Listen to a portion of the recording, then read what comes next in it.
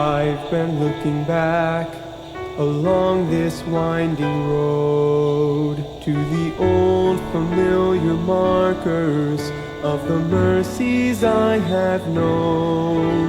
I know it may sound simple, but it's more than a cliche. There's no better way to tell you than to say God's been good in my life.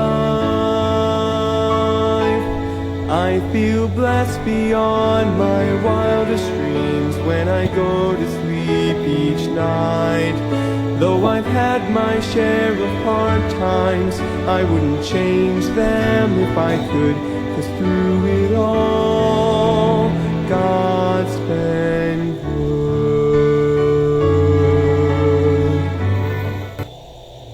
Magandang gabi po muli sa ating lahat. Nalate po tayo kaunti ngayon dahil kagaling po namin sa necrological service dito po sa katabi. Pero magkakaroon pa rin po tayo ng daily words of encouragement dahil kailangan po natin ng salita ng Diyos. Tayo po ay manalangin, dakilang Diyos. Pagpalain niyo po ang aming pag-aaralan muli sa gabi ito. Tulungan niyo lahat ng mga nakikinig na meron po kayong maunawaan mula sa inyong salita at kami po ay matuto upang sa ganun lalago po kami sa pagkaalam sa inyo, Diyos. Patawad po sa kasalanang nagawa in Jesus' name. Amen. Basahin po natin ang ating text. Dito po tayo sa Mark chapter 4 verses 21 hanggang 25. Ganito po ang sabi ng Biblia.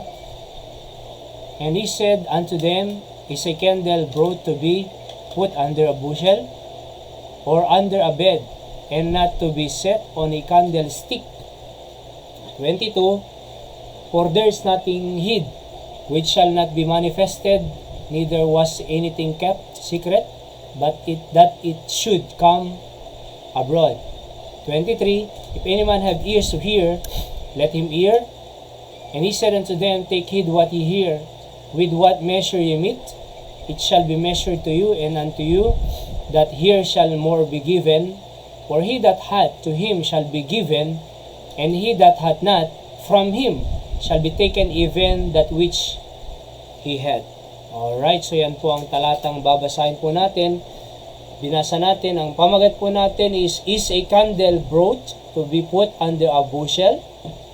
So pag-aralan po natin ang mga salitang nandirito po. Alright, so magandang gabi, Sister Julie Piano, at sa lahat po ng nakikinig sa gabing ito.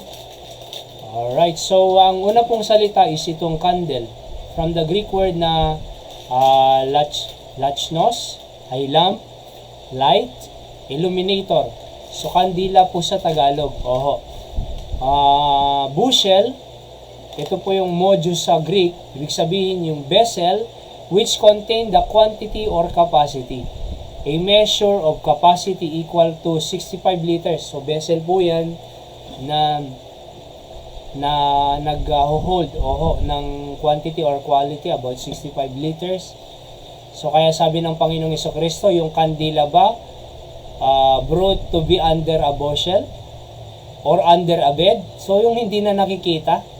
So pwede bang yung kandila ilagay sa hindi nakikita? Wala siyang maliilawan, di ba? So yung candlestick po dyan, lutsnia sa Greek, a lampstand. Yung lalagyan po ng candle, right? So kung nakikita niyo po yung mga candlestick sa Jerusalem or sa mga Hudyo, yung paganon po di ba? 5 ata yun? 5 yung ganun niya. Yung candlestick na tinatawag. So hindi naman pwedeng ilagay yung kandila sa ilalim ng bushel or yung bed. Kasi pag inilagay mo yung kandila, wala nang may ilawan. So mawawala po yung purpose ng kandila. Alright? So una po dito, iuna po dito ay ito po yung bushel. Wait lang po. So naloko po ito. Okay, so ito po, yan. Yan po yung bushel na tinatawag. Alright, so sinearch ko po sa Google and ito po yung lumabas.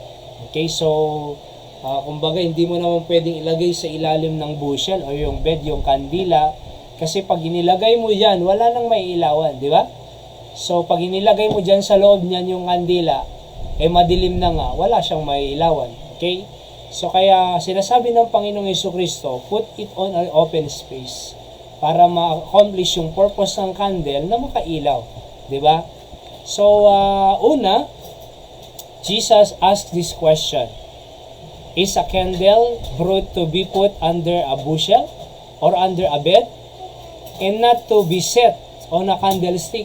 Anong kwenta ng ilaw or kandila na ilalagay sa bushel at sa ilalim ng bed at hindi ilalagay sa candlestick yung lampstand, di ba?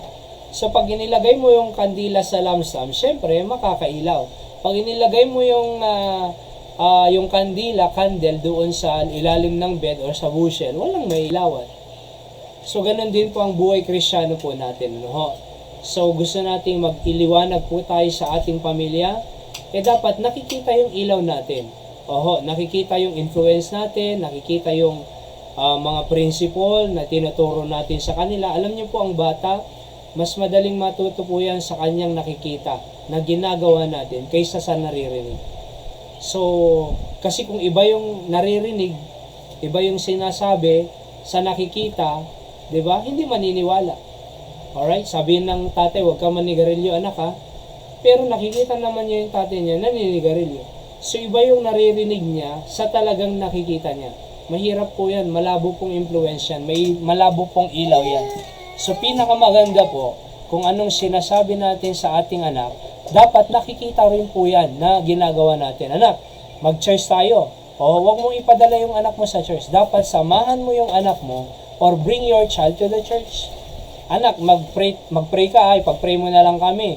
Pagpunta mo ng church, dapat ikaw ang tatay, ikaw ang nanay, ikaw nagpipray sa kanila.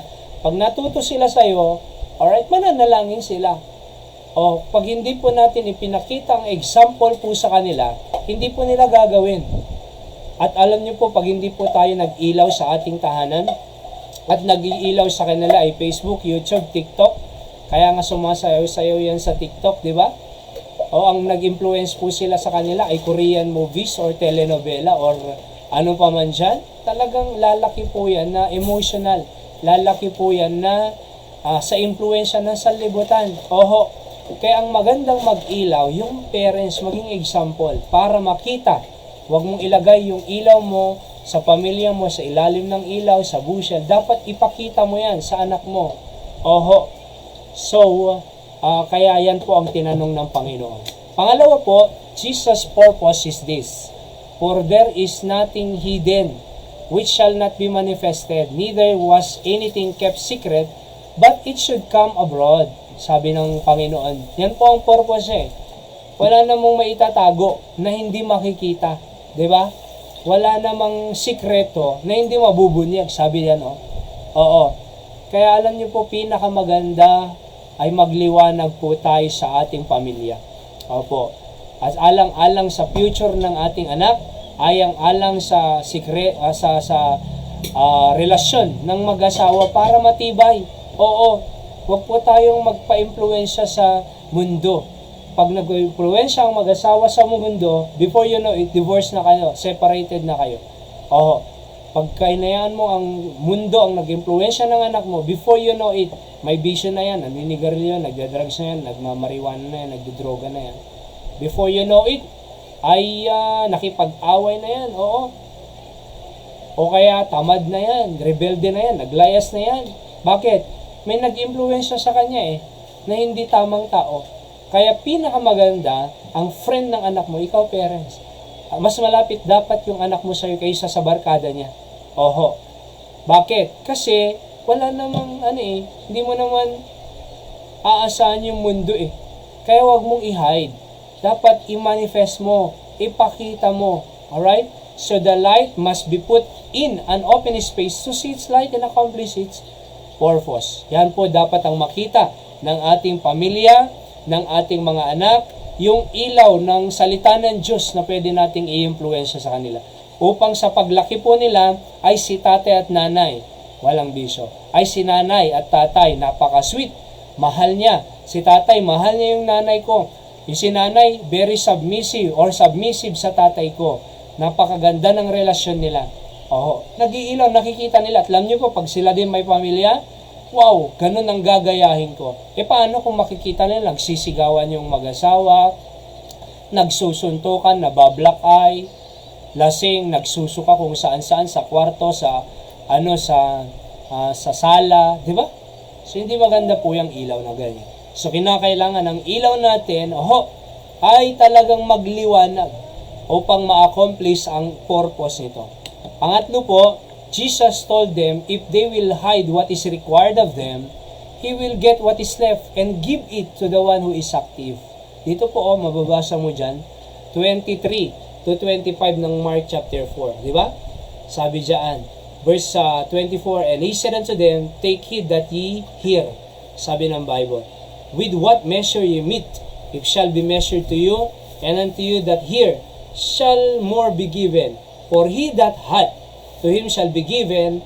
Sabi ng Bible, meron na siya, bibigyan pa siya, and he that hath not, yung wala, from him shall be taken even that which he had. So, ibibigay niya rin doon sa mayroon, doon sa active.